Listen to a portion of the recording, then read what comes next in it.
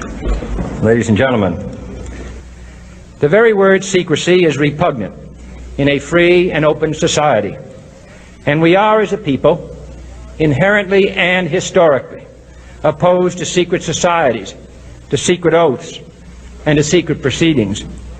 And there is very grave danger that an announced need for increased security will be seized upon by those anxious to expand its meaning to the very limits of official censorship and concealment. That I do not intend to permit to the extent that it's in my control.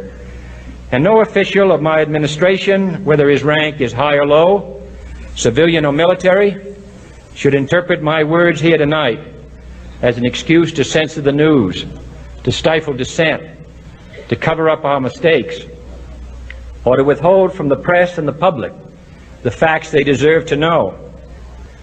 For we are opposed around the world by a monolithic and ruthless conspiracy that relies primarily on covert means for expanding its sphere of influence, on infiltration instead of invasion, on subversion instead of elections, on intimidation instead of free choice, on guerrillas by night instead of armies by day.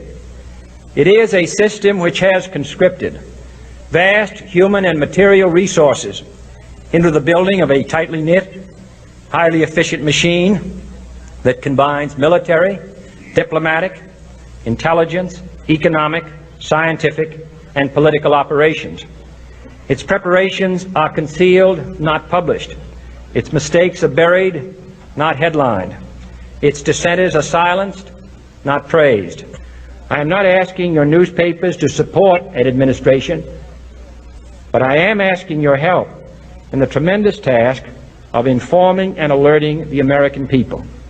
For I have complete confidence in the response and dedication of our citizens whenever they are fully informed. I not only could not stifle controversy among your readers, I welcome it. This administration intends to be candid about its errors. For as a wise man once said, an error doesn't become a mistake until you refuse to correct it. We intend to accept full responsibility for our errors, and we expect you to point them out when we miss them.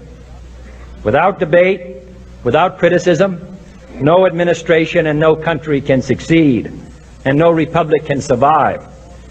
That is why the Athenian lawmaker Solon decreed it a crime for any citizen to shrink from controversy.